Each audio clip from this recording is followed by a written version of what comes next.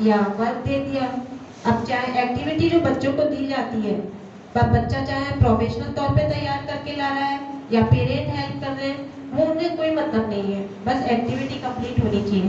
But यहाँ पर हर चीज पढ़ाई जाती है, सिखाई जाती है और समझाई जाती है, तब आपसे काम कराया जाता है। अभी आज आप आए हैं, आपका पहला दिन है। अगर आप और कहीं किसी विद्यालय में जाते तो सामान्य तो यह है कहा जाता कि इंट्रोडक्शन प्रोग्राम है, परिचय प्रोग्राम है या गेट टुगेदर है। लेकिन अभी आपने सर को सुना, सर ने कहा फीडबैक भी लूंगा, तो सर ने इस कार्यक्रम का नाम बोला था, कोई बता दे? Yes you Vidyarambh. Yes, very good. इसका मतलब very good both of you.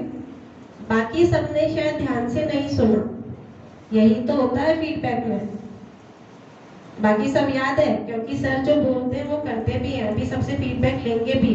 अगर बाई चांस भूल गए तो एक बार मैं आपको बता दूं कि बड़ों का सम्मान करना है, आते और जाते घर से प्रणाम करना है, पैर छूना है, अपना एम फिक्स करना है, टारगेट फिक्स करना है, एनसीईआरटी को मेन अपना साथी बनाना है, टाइम टेबल सेट करना है, ठीक है, और घर में पेरेंट्स को भी कोऑपरेशन करना है, ठीक है ना? तो ध्यान रखेंगे। और आज का हमारा जो कार्यक्रम है, अगर आप घर पे भी जाएंगे तो आप ये बताएंगे हमारे विद्यालय में विद्यारंभ कार्यक्रम था, ठीक है। काम करो ऐसा कि पहचान बन जाए, काम करो ऐसा कि पहचान बन जाए, हर कदम चलो ऐसे कि निशान बन जाए। सिर्फ स्ट्रीम लेने से ही आप डॉक्टर, इंजीनियर या कुछ और नहीं बन जाएंगे, ठीक है ना? उसमें आपको उतरना पड़ेगा, डूबना पड़ेगा। तो इसी के लिए और आगे मार्गदर्शन के लिए मैं विद्यालय के उप प्रधानाचार्य जी को सादर आमंत्रित करती हूँ।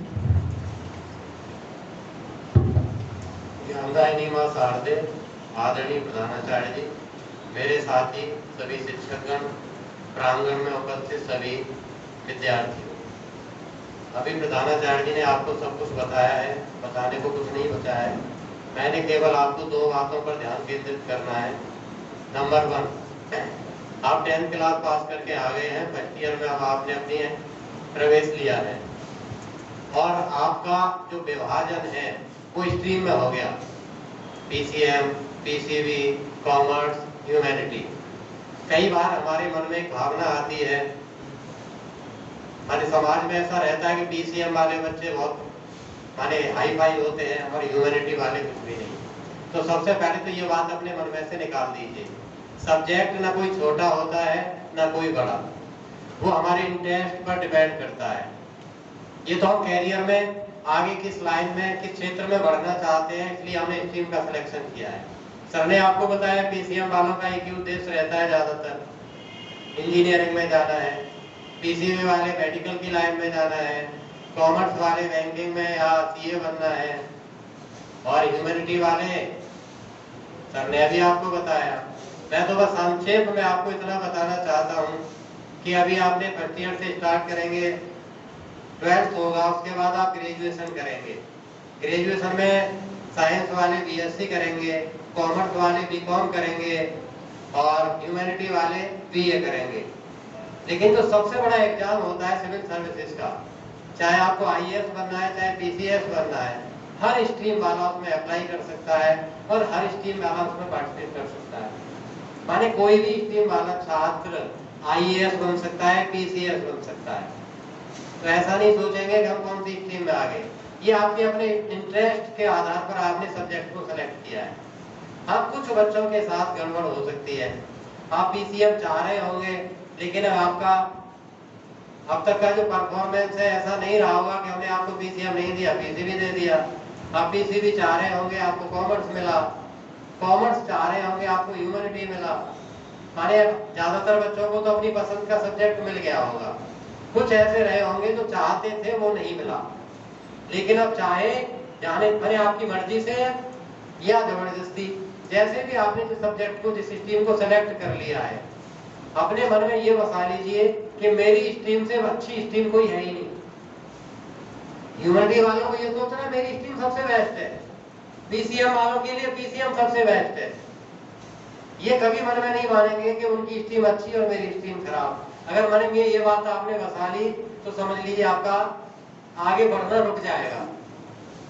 तो इस बात को अपने दिमाग में बसा लीजिए। स्ट्रीम ना कोई छोटी है ना कोई बड़ी है, वो हमारे ऊपर डिपेंड करती है। आप किसी भी स्ट्रीम में मेहनत करके जो आप ज्ञान अर्जित करना चाहते हैं वो अर्जित कर सकते हैं। एक तो बात मुझे आपको ये बतानी है। दूसरी बात मुझे आपको ये बतानी है, आज की जो परिस्थितियां हैं उनमें आजकल सब कुछ ऑनलाइन चल रहा है और ऑनलाइन में सबसे बड़ा माध्यम है आपके पास ये।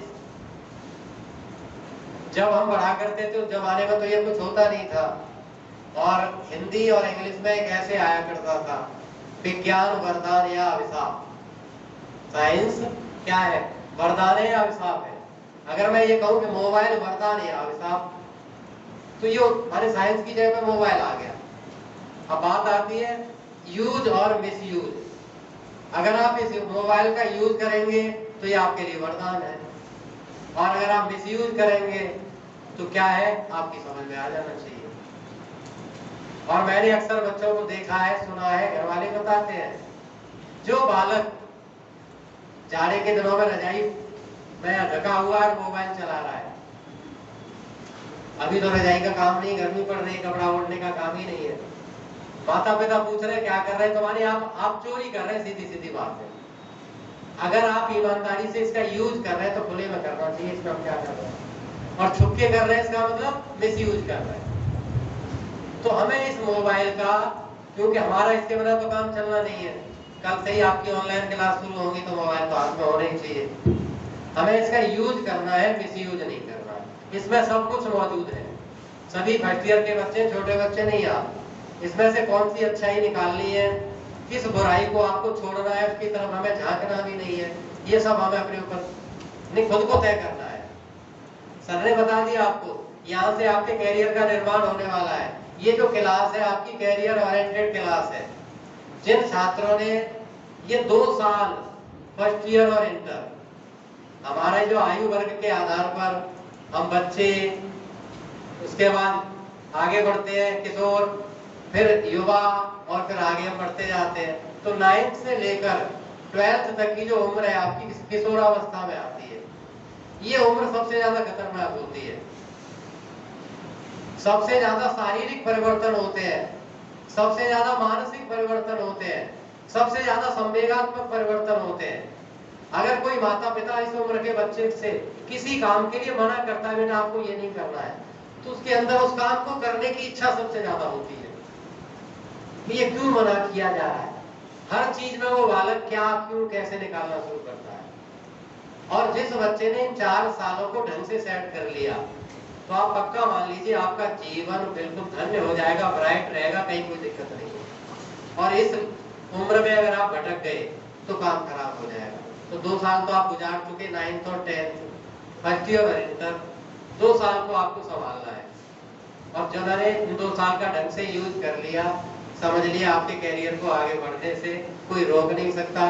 जिस दिशा में आप जाना चाहते हैं, जो कुछ आपने तय किया है, जो आप बनना चाहते हैं, मैं गारंटी से आपको कह रहा हूं कि आप वही कर पाएंगे जो आपने तय किया है।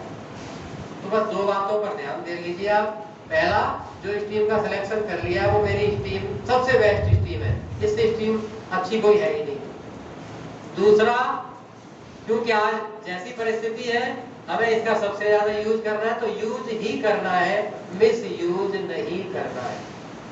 और अगर आपने 2 बातों का ध्यान दिया तो बिल्कुल पक्का है कि आप वो सब प्राप्त करेंगे जो आप प्राप्त करना चाहते हैं। मैं इन्हीं 2 बातों के साथ अपनी बात समाप्त करता हूँ। धन्यवाद।